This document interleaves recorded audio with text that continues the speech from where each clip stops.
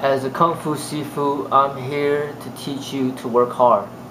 The real meaning of Kung Fu is pretty much the discipline you have in bettering yourself. Being a creator, being an artist, bettering yourself body, mind, and spirit. It's not about destroying other people. Um, a small aspect of Kung Fu is the combat, but that's not all it is. People that practice Kung Fu, it could be, Michael Jordan being very good at basketball, his discipline in bettering himself in that sport, or Tiger Woods, his discipline in bettering himself in golf. So I teach Kung Fu, I teach you to better yourself, I teach you to work hard. It's not just about who can beat who up and whatever, okay? And this is your personal journey, bettering yourself according to you, not in comparison to other people. It's not, you might be born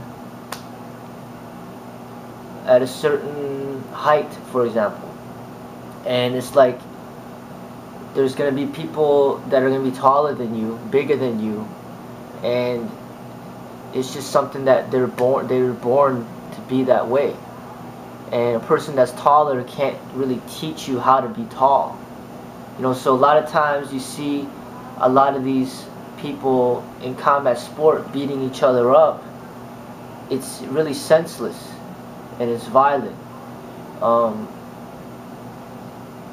You could just be the best that you can be for you. And it's not about, which teacher is better than this teacher, this person could beat up that person. It's really about your own personal development. And I teach you to better yourself in healthy ways through healthy exercise and challenging yourself in a healthy way.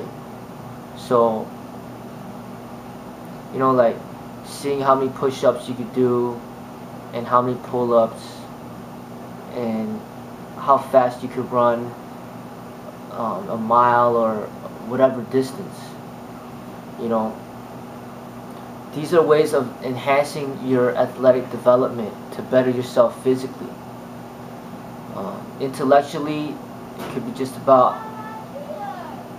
keeping informed and reading and writing and discovering more about yourself, discovering more about society, developing your inner spirit and your compassion towards others. And that's what Kung Fu is to me. But that's the original meaning, is the discipline to better yourself. And just remember, it's not just about fighting. And you can only get as good as you can be. A woman who trains in Kung Fu will have her limitations. Every man will have his limitations. We will have our limitations in what we can and what we can't do. We all will age. We all will grow old. We all will pass away. So, no matter the human being, every human being needs to sleep. Every human being needs to eat. Every human being gets diseases and illnesses. And we're all human. So, you can only better yourself according to your potential. So I believe that people should not be competing with each other, especially in violent ways. Somebody may be born to weigh 300 pounds and they could bench press, say, 300 pounds, and that's a lot of weight. It's impressive.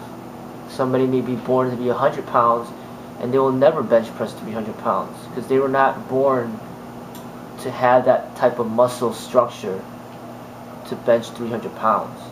But for a 100-pound person to bench press 100 pounds and a 300-pound person to bench press 300 pounds, they have bench pressed their own weight and they both have,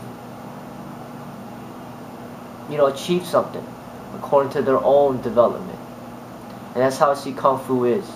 No matter if you're a woman, you're a man, you're disabled, handicapped, or you have whatever limitations, you could just better yourself according to your own standards, to your own development. And just work with what you have. You know, if you're born kind of short, then just be appreciative of the advantages of being short.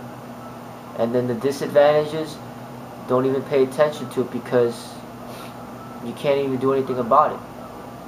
You know, if you're born to be big boned, then appreciate the advantages of being big boned and being a bigger person.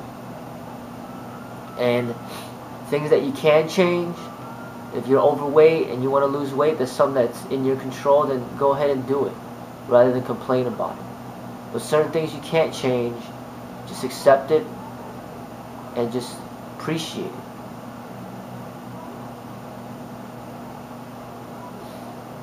And I think it's been very important for people to learn to express Kung Fu in healthy ways. You know, just because you work hard doesn't mean that you are working hard towards the good. You know, Hitler was a hard worker, but it doesn't mean that's a good thing. You know, a lot of these promoters of war, they work hard. You know, but if you work hard towards killing people for no just reason, just killing people for fun,